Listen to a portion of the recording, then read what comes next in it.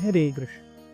हम देखते हैं अपने पास जो कुछ भी है वो सारा गवा करके, नकुल को गवा करके, सहदेव को गवा करके, अर्जुन को गवा करके अब गेम आगे चला। शकुनी धीरे से चिढ़ाने लगे युधिष्ठिर को, क्यों युधिष्ठिर, अब क्या भीम को दांव पर लगाओगे या पल्लू में छुपा कर उसे लेके जाओगे? युधिष्ठिर देख रहे हैं, उनकी भी आंखें अब आग उगल रही हैं।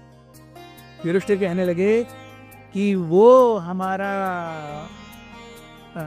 योद्धा जो जब युद्ध में आए तो किसी भी प्रतिस्पर्धी को न छोड़े, जिसकी आंखें पद्म के फूल के पंखुड़ियों के जैसी हैं, जिसकी भौहें हमेशा तीर के समान धनुष के समान बेंट रहती हैं, जो कभी भी किसी अपमान को सहन नहीं कर सकता और अपने प्रतिस्पर्धी को कोई जिंदा नहीं छोड़ सकता, जिसके अंदर वायु की ताकत है और 10,000 हाथियों का बल है, ऐसे भीम को मैं अब दांव पर लगाता हूं। Of course, the stake was won। और शुक्री बहुत खुश हो गए, अरे अब हम भीम के मालिक हो गए, अब हम भीम के मालिक हो गए, अब भीम हमारे जूते साफ करेगा, दुर्योधन कहते हैं। और भीम दुर्योधन को देख रहे हैं, दुर्योधन की आंखें पतली हो रही हैं, सॉरी भीम की आंखें पतली हो रही हैं। दुर्योधन, जैसे तेरी आंखें पतली करके तू करेगा क्या, जूते ही साफ करना है, ऐसे देख रहा है भीम को। और भीम अपने ऐसे फिस्ट्स को टाइट करते हुए, वो फिस्ट भी इतने टाइट कर रहे हैं कि उनके खुद के हड्डियां बजने की आवाज आ रही है, कर कर कर कर कर कर कर। उनके दांत जिटर हो रहे हैं, उनके भी पूरे शरीर से पसीना निकल रहा है, लेकिन क्योंकि युधिष्ठिर वहां बैठे हुए हैं इसलिए वो शांत है। अगर युधिष्ठिर ना होते तो अभी के अभी वो दुर्योधन की गर्दन पकड़ के उसे टक कर देते, लेकिन क्योंकि युधिष्ठिर हैं वो ये नहीं कर सकता। शकुनी कहने लगे, अब तुम्हारे पास केवल तुम हो युधिष्ठिर, और कुछ बचा ही नहीं है तुम्हारे पास, क्या तुम अपने आप को भी दांव पर लगाओगे? युधिष्ठिर कहने लगे, हाँ ठीक है। He knew everything was going opposite, but there was something that was helplessly dragging him। हाँ, मैं अपने आप को दांव पर लगाता हूँ। मैं युधिष्ठिर जो इंद्रप्रस्थ का राजा हूँ और मेरे पांचों भाइयों का अति प्रिय हूँ, प्रजा का प्रिय हूँ, प्रजा का सेवक हूँ, ऐसा मैं युधिष्ठिर अपने आप को दांव पर लगाता हूँ। युधिष्ठिर ने पासे फेंके, फाइनली शकुनी ने पासे फेंके, युधिष्ठिर वाज वन। युधिष्ठिर ने कहा, मैं आपकी एक बंधुआ मजदूर की तरह सेवा करने के लिए आजीवन, और मेरा पूरा परिवार आजीवन आपके जन्म पुश्तों की सेवा करने के लिए रेडी है। अब मेरे पास कुछ नहीं है, बस let us and this game of dice. Shakuni ने कहा, तुम्हारे पास एक और ऐश्वर्य है युधिष्ठिर। युधिष्ठिर सोचने लगे, क्या है मेरे पास ऐश्वर्य जब मैं खुद ही खुद को हार गया? क्या ऐश्वर्य है? शकुनी कहते हैं, तुम्हारे पास तुम्हारी प्रिय पत्नी द्रौपदी है युधिष्ठिर। और जैसे ही शकुनी ने यह कहा, पूरी सभा शांत हो गई। This was unheard, this was unexpected. कभी कोई स्त्री द्यूत के मंडप पे, द्यूत के दांव पेच पर नहीं चढ़ी।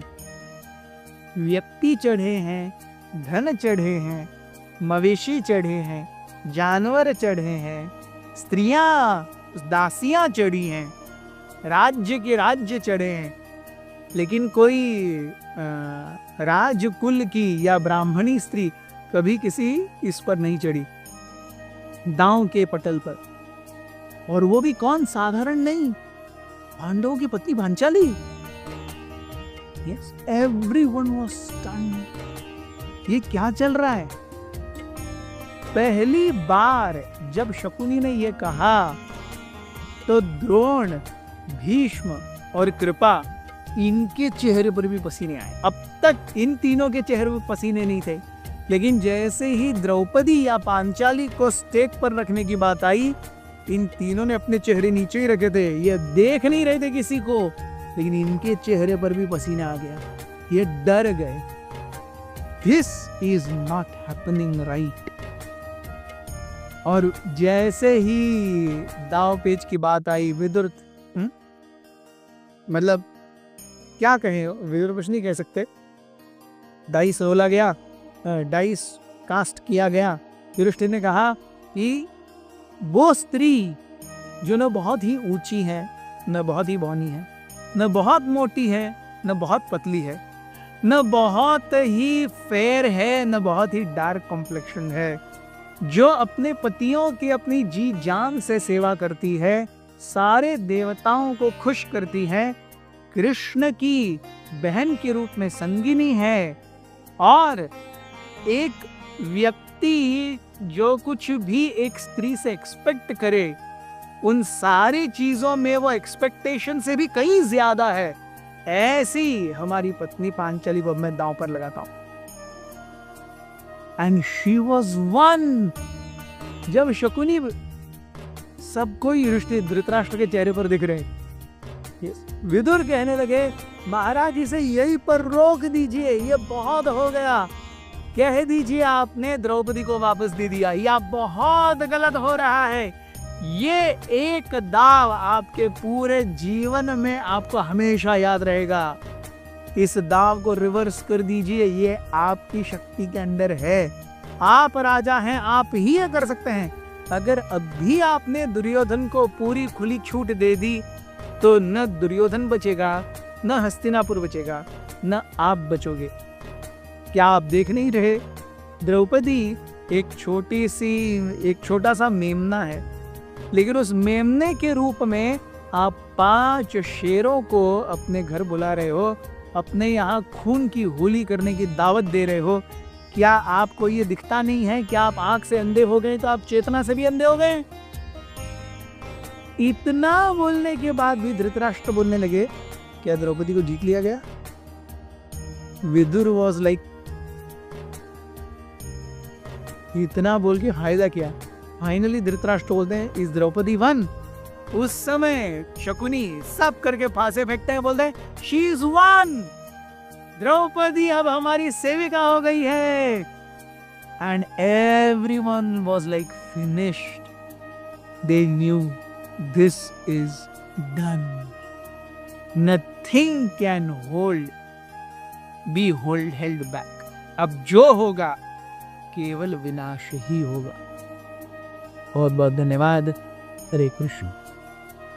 अथ श्री महाभारत कथा।